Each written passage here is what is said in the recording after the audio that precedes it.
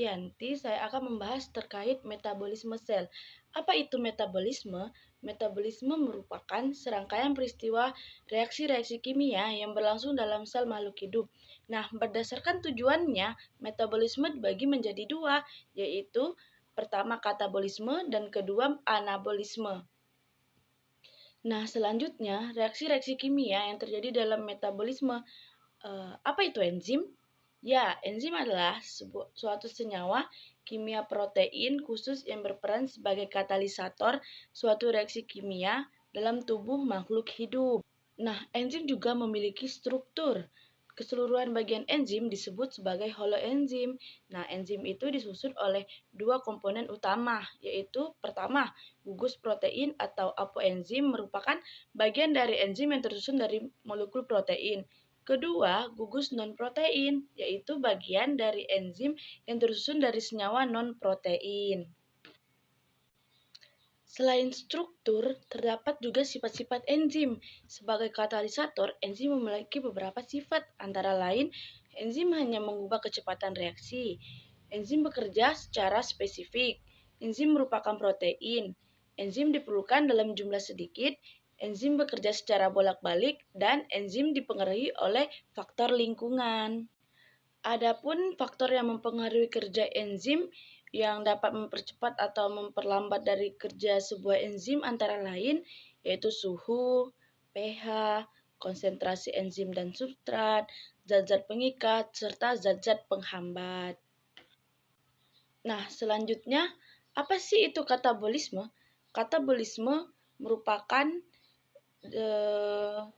rangkaian reaksi kimia yang berkaitan dengan proses pembongkaran, penguraian, atau pemecahan molekul atau senyawa kompleks menjadi molekul atau senyawa yang lebih sederhana dengan bantuan enzim. Nah, katabolisme ini mempunyai dua fungsi, yaitu pertama, menyediakan bahan baku untuk sintesis molekul lain. Kedua, menyediakan energi kimia yang dibutuhkan untuk melakukan aktivitas sel. Nah, katabolisme terjadi ketika reaksi kimia mengurai senyawa kompleks menjadi senyawa sederhana. Katabolisme akan menghasilkan energi ketika mengurai senyawa kompleks tersebut menjadi senyawa sederhana dan bersifat endergonik. Salah satu bentuk katabolisme adalah proses respirasi pada makhluk hidup. Nah, proses respirasi itu dibagi menjadi dua. Yang pertama, respirasi aerob, dan yang kedua, respirasi anaerob. Respirasi aerob adalah respirasi yang membutuhkan oksigen bebas dari udara untuk menghasilkan sebuah energi. Sedangkan respirasi anaerob adalah respirasi yang tidak membutuhkan oksigen untuk menghasilkan sebuah energi. Untuk respirasi aerob dibedakan menjadi 4 tahapan loh. Yang pertama yaitu tahapan glikolisis. Nah, untuk peristiwa glikolisis ini menunjukkan perubahan dari glukosa, kemudian makin berkurang kekomplekannya, molekulnya dan berakhir sebagai molekul asam pirufat. Nah, pada produk penting glikolisis dari satu molekul glukosa adalah 2 molekul asam pirufat, 2 molekul NADH sebagai sumber elektron berenergi tinggi, dan 2 molekul ATP. Selanjutnya yang kedua, tahapan dekarboksilasi oksidatif. Nah, dekarboksilasi oksidatif asam pirufat ini dia berlangsung dalam matriks mitokondria dan merupakan reaksi kimia yang mengawali siklus Krebs. Nah, pada setiap asam pirufat yang dihasilkan kemudian akan diubah menjadi asetil-CoA atau koenzim A. Nah, pada asam pirufat ini akan mengalami dekarboksilasi sehingga gugus karboksil akan menghilang sebagai CO2 dan akan berdiskusi keluar sel. Selanjutnya, 2 gugus karbon yang tersisa kemudian akan mengalami oksidasi sehingga gugus hidrogen dikeluarkan dan ditangkap oleh akseptor elektron NAD+. Yaitu tahapan ketiga siklus Krebs. Siklus Krebs ini merupakan tahap ketiga respirasi aerob. Nama siklus ini berasal dari nama orang yang menemukan reaksi respirasi aerob ini, yaitu Hans Krebs. Siklus ini disebut juga siklus asam sitrat. Siklus Krebs ini dia berlangsung di dalam mitokondria pada kelompok eukariota, sedangkan pada kelompok prokariota berlangsung di dalam sitoplasma. Dan tahapan terakhir yaitu transport elektron. Nah, transfer elektron merupakan serangkaian peristiwa pemindahan elektron dan ion hidrogen. Selama 3 proses sebelumnya, dihasilkan beberapa reseptor elektron yang bermuatan akibat penambahan ion hidrogen. Reseptor-reseptor ini kemudian akan masuk ke transfer elektron untuk membentuk suatu molekul berenergi tinggi, yaitu ATP. Nah, reaksi ini berlangsung di dalam membran mitokondria yang berfungsi untuk membentuk energi selama oksidasi yang dibantu oleh enzim produksi.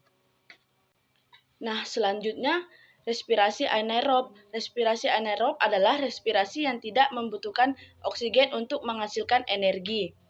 Nah, respirasi anaerob ini dia dibagi menjadi 2 tahapan loh. Yang pertama, fermentasi asam laktat.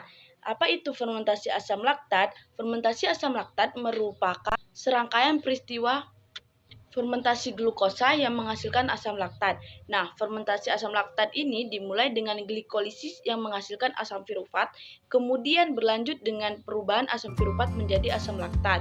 Nah, pada fermentasi asam laktat, asam pirufat bereaksi secara langsung dengan NADH membentuk asam laktat.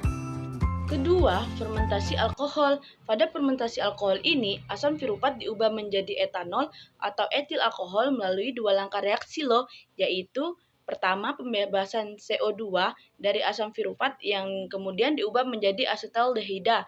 Kedua, reaksi reduksi asetaldehida oleh NADH menjadi etanol. NADH yang terbentuk akan digunakan untuk glikolisis. Nah, selanjutnya anabolisme. Apa sih anabolisme itu? Nah, anabolisme ini disebut juga asimilasi atau sintesis, merupakan rangkaian proses reaksi kimia yang berkaitan dengan proses penyusunan atau sintesis molekul atau senyawa kompleks dari molekul atau senyawa sederhana, atau penyusunan zat dari senyawa atau molekul sederhana menjadi senyawa yang kompleks. Nah, anabolisme ini membutuhkan energi untuk menyusun senyawa tersebut menjadi senyawa kompleks dan bersifat eksergonik. Salah satu bentuk anabolisme adalah proses fotosintesis yang terjadi pada tumbuhan. Nah, terkait fotosintesis adalah proses pengubahan zat anorganik H2O dan CO2 oleh klorofil menjadi zat organik atau karbohidrat dengan bantuan cahaya. Nah, proses fotosintesis yang terjadi di kloroplas berlangsung menjadi 2 tahapan, yaitu tahap reaksi terang dan tahap reaksi gelap. Nah, untuk reaksi terang ini akan berlangsung jika ada cahaya, misalnya cahaya matahari. Nah, energi ini ditangkap oleh klorofil untuk memecah molekul air. Pemecahan inilah yang disebut dengan fotolisis. Sedangkan reaksi gelap yaitu reaksi ini tidak tergantung secara langsung dengan cahaya matahari. Nah, reaksi gelap ini dia terjadi di stroma. Nah, selanjutnya anabolisme yang menggunakan energi kimia ini disebut kemosintesis. Nah, kemosintesis ini dia merupakan proses penyusunan atau pembentukan zat organik dengan memanfaatkan sumber energi hasil reaksi kimia. Nah, untuk kemosintesis ini dapat ditemukan dalam yaitu pertama pembuatan sulfat oleh bakteri sulfur atau Siobacillus bacciatoa, dan kedua pembuatan nitrat oleh bakteri nitrat dan bakteri nitrit atau Nitrosomonas, Nitrosococcus, dan Nitrosobakteri. Nah, demikian terkait metabolisme sel. Semangat belajar anak-anak. Serta teman-teman semua, semangat!